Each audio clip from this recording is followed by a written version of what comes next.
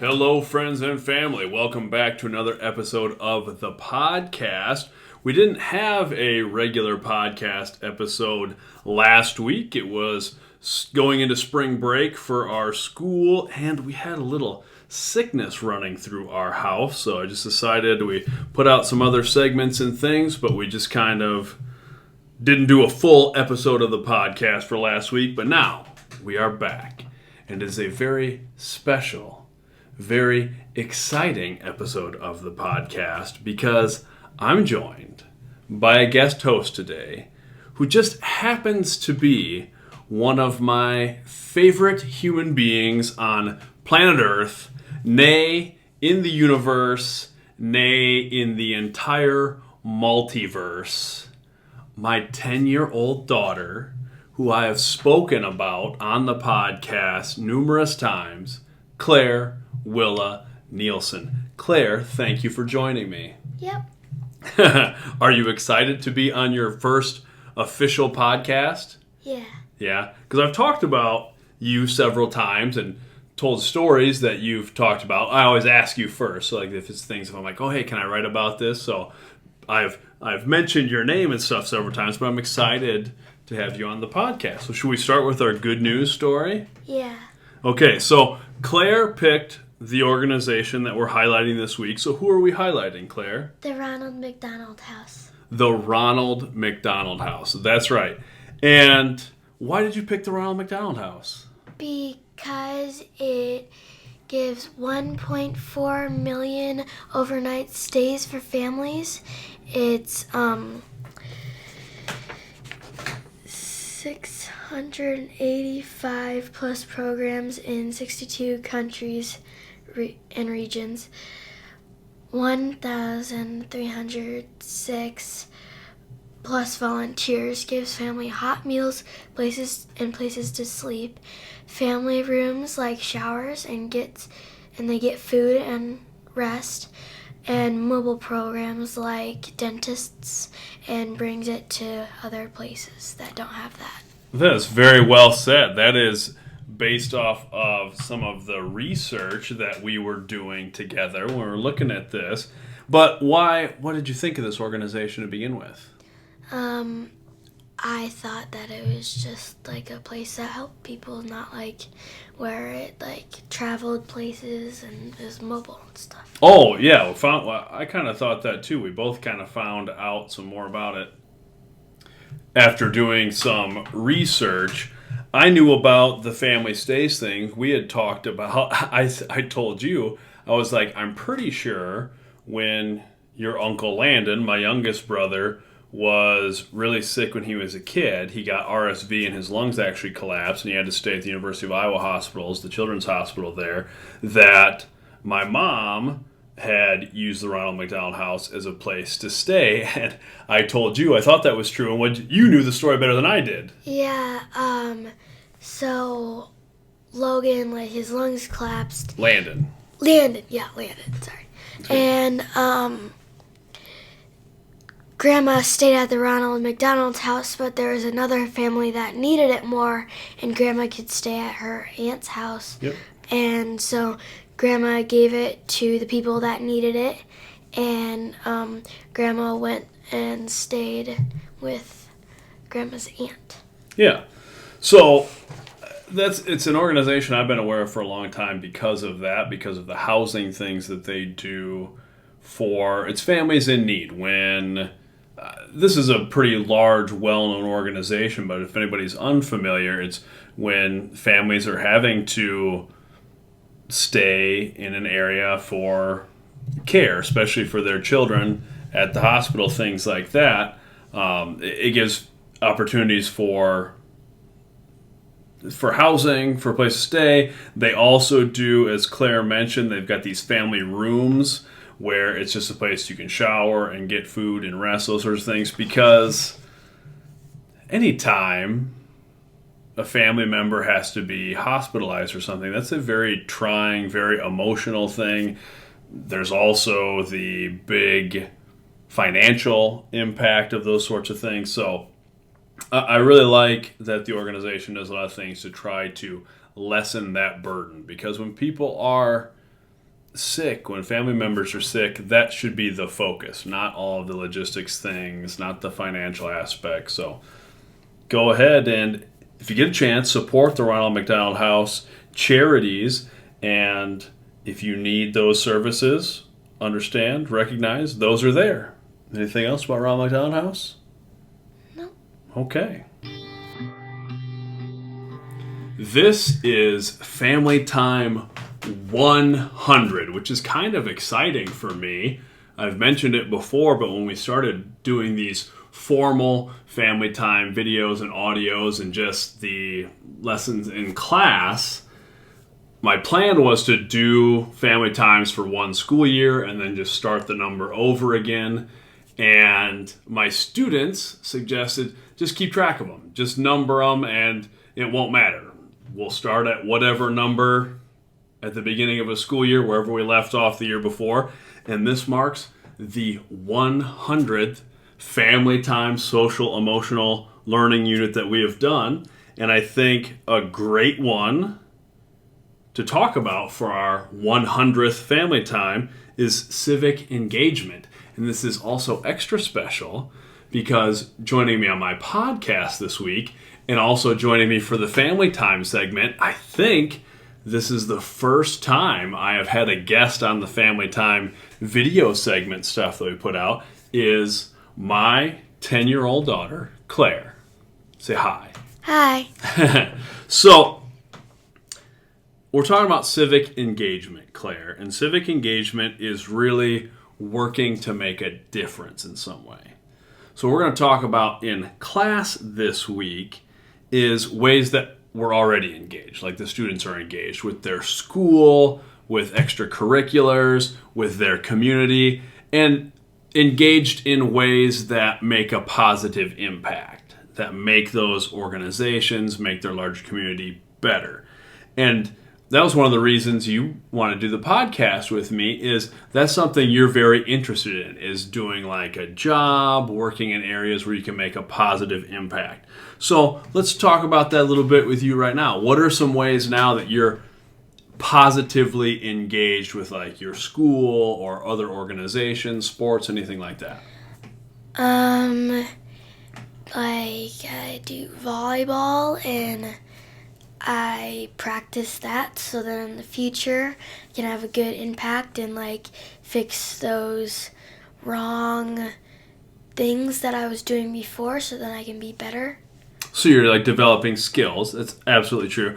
But I want you to think about like how does that elevate like other people? What can you do as like a teammate or by like starting volleyball, basketball, softball, those things now? How will that help you make a positive impact on like the school community or on your team later? So then if somebody needs help, I know that I can help them.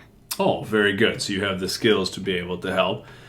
Do you think, especially in a school our size, in a community our size, that like the high school sports teams and stuff, and even the youth sports teams, you think that makes a positive impact on the community? Yeah. Why do you think that?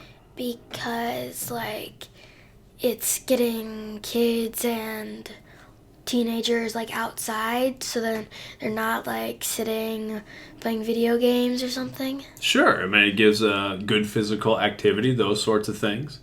One thing that I really like, I remember when I grew up in a bigger town before we moved to St. Ansgar, the youth sports weren't really connected to the high school sports so much. So, and I really didn't do a lot of the youth sports. I did martial arts when I was young, but I didn't do like t-ball and flag football and those sorts of things until we moved to St. Ansgar.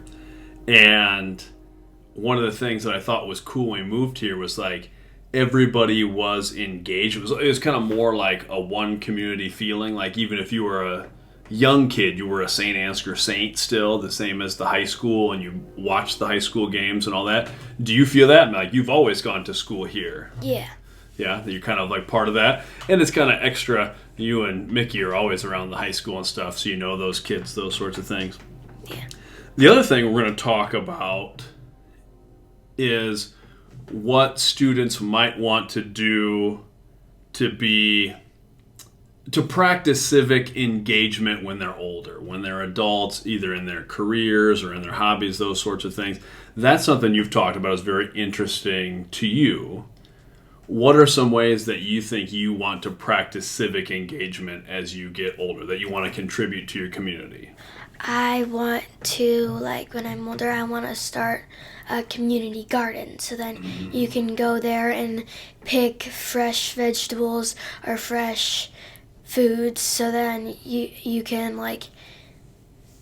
get those foods without having to drive there, and that will help not use as much gas, and it will help the environment. That's a good idea. And that's something we've gotten into. Really, last summer we kind of planted our first official garden that went super well until a tree fell on it late in the fall. But for most of the summer it was really good, and it was nice having those fresh vegetables right out the back door. That I really, really enjoyed. I enjoyed it even more than I thought I was going to. And then we've kind of even gotten further with that. What else have we done? We have 2 compost piles next to each other, and we have an inside little area where we put some, if we make a lot of fried potatoes, if they're brown and stuff, then we can throw them in there and not have to walk outside, but eventually it will still get to the compost pile, so that will still impact the environment. Good, yeah. We have a little receptacle in the house that we can take outside. Yeah, and I like doing those sorts of things. It's good for the environment. Also just helps me, I feel a little better. Don't you feel a little better doing those sorts of things? So that's good. The environment's one that I know you've talked about a lot. Do you see yourself making that part of your career, do you think? Doing environmental stuff or civic engagement sorts of things, or just this is going to be part of your lifestyle? I think when I'm older, I can see myself doing that stuff. Yeah, very good. Well, that's kind of a little talk about civic engagement. We'll talk about that a little bit more in class, but thank you for joining me for Family Time 100. It was great having you as a guest. Yep. All right. Much love. My blog post for this week is called Love and Wonder. So what I was writing about, Claire, I write about random things that I see all the time or something kind of sparks me. And what actually made me think of this is I was getting some groceries, checking out at the store, and I saw a baby sitting in a little cart. Anytime I see a baby, kind of think when you and Mickey were babies. Oh, it's a long time ago now. But the baby's kind of fascinating. This baby was just kind of looking around at everything. And I was kind of thinking that's kind of what babies are. When we start out when we're first born, we're kind of just love and wonder. Because babies can feel love. They snuggle in. I remember when you were little, you liked to snuggle in straight up and down. I would hold you on my shoulder and you would kind of be straight up and down face on my shoulder. That's kind of how you like to snuggle in. But babies, they know love. They create those attachments right away. And then they're just so curious about everything. Just the big wide eyes, you know how they do, and their heads kind of bobble around and they look at everything. And I kind of think that's how we're supposed to be as humans. We start out pretty close to what we should be. We should be curious. We should want to learn everything. And we should be filled with love that we want to give to other people. And then something happens along the way. We get hurt and we get confused about things and we try to put up barriers and we lose our curiosity a little bit. So what do you think about that? I think that, people should be like that. But also, I'm kind of in the middle. If people were like that, people wouldn't really know what stuff was. Every day you'd be like, ooh, cotton candy, yum. The next day, ooh, cotton candy, yum. You make a good point. So that, we do want to keep learning things, but anytime you learn something, it does change you a little bit. Yeah. It's sort of there's an old saying that the saying is a man never steps in the same river twice, but it could be a person never steps in the same river twice because the person changes and the river changes. So you're right. Anytime we learn something, it does change our perspective and it does change who we are to a point. So you're right. You can never go back to that baby, that innocence.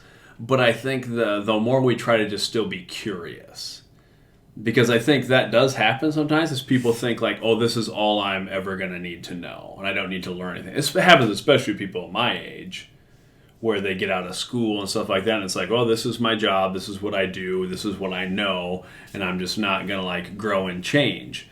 So, well, for instance, you're in school now, you're going through this experience, you're already kind of finding certain like subjects and certain things you don't like as much as others. And that's something I think we don't always do a good job of in school. Is sometimes we kind of beat the desire to learn out of people because we have all these standards and these benchmarks and all these different things like you're supposed to learn this and you need to accomplish it at this level and blah, blah, blah. But everybody wants to learn stuff if they're engaged in something that like they actually want to learn. Yeah. So what have you found, like, these are things I actually want to learn, that, like, I would seek out on my own? Like, to help the environment. I want to seek out stuff for that. Like, different ways to do art. Like, different ways you can do stuff. Different ways you can cook and stuff. Like, sicknesses, sort of. Like, if somebody gets sick, then you have to find out what they have. Sure. And then you can cure them. Oh, very good. And I think that's a good example. I think a lot of your interests are gauged toward creativity and toward, well, we just talked about civic engagement, toward helping other people.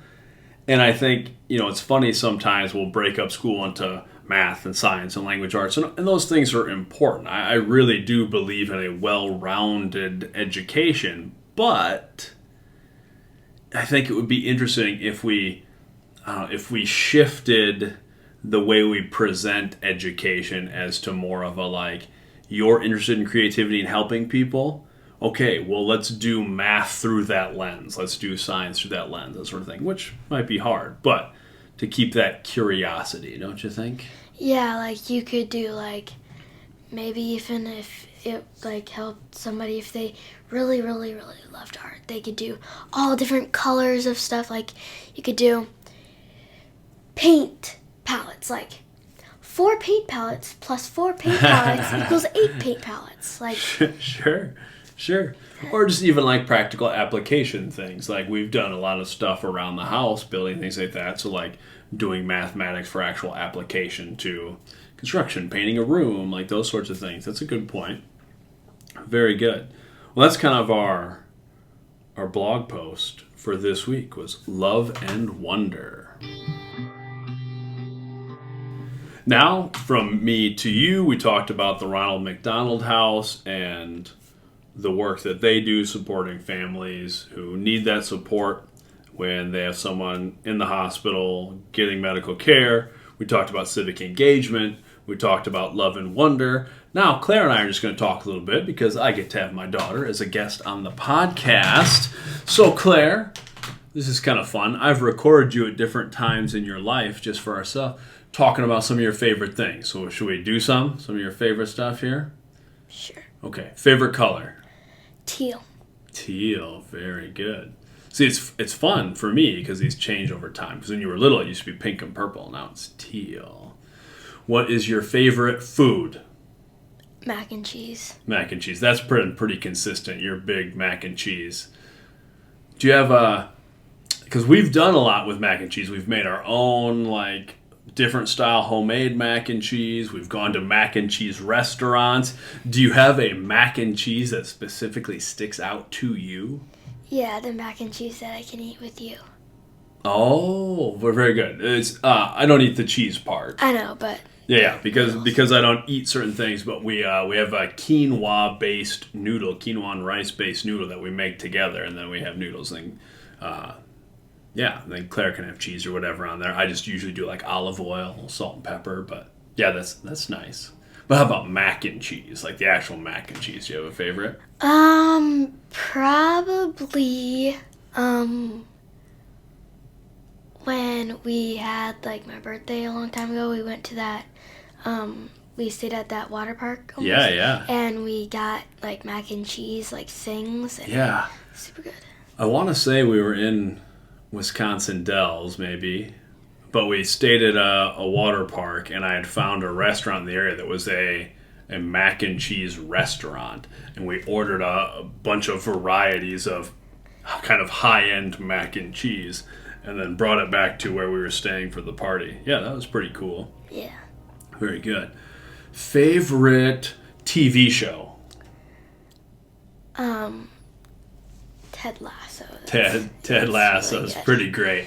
Yeah, we kind of jumped onto Ted Lasso a little late after the second season was already out, but then I have no problem admitting, we binged all 2 seasons in one weekend because it was a pretty great show. Like sports, positive messages, deals with real issues. Love Ted Lasso. That's good. Do you have a favorite movie? Not a TV show, but a movie. Probably Dirty Dancing. Dirty Dancing. Yeah, it's been one of your favorites for a long time. Dirty Dancing is pretty hard to beat. Little Swayze and Jennifer Grey at their finest. Yeah, Dirty Dancing is pretty great. What do you think you want to do for a job when you get older? An art teacher. An art teacher. I know an art teacher. It's a pretty good gig. Yeah, You're an art teacher. Pretty good. All right, is there anything else that you want to tell any of the listeners? Yes. What's your favorite color? Ooh, my favorite color? I'm probably going to go with black. And it's kind of, maybe doesn't seem like an exciting answer. And I like to wear a variety of colors and stuff. But black just kind of always looks good, I think. Go ahead. What else? What's your favorite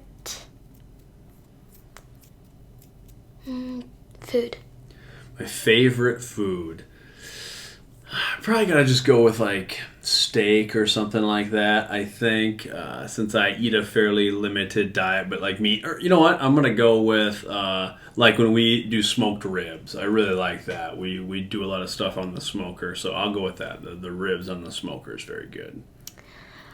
What's your favorite thing to do with me and Mickey? Oh, my favorite thing to do with the two of you. Well, it's nice. We get to do a lot of activities together. So I like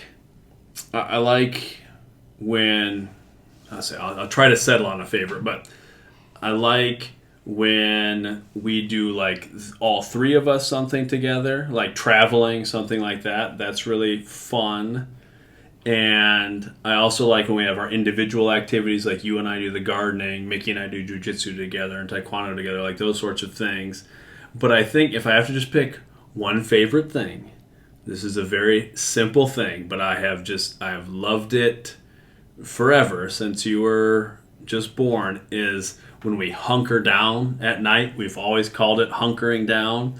And we usually have very busy schedules, so when we're doing all the school stuff and all of our activities, but then that moment at night where we all 3 just sit down on the couch and kind of, you guys don't snuggle in quite as much as you used to. You used to just sit right on me, snuggled in when we would hunker down, but it's still really nice.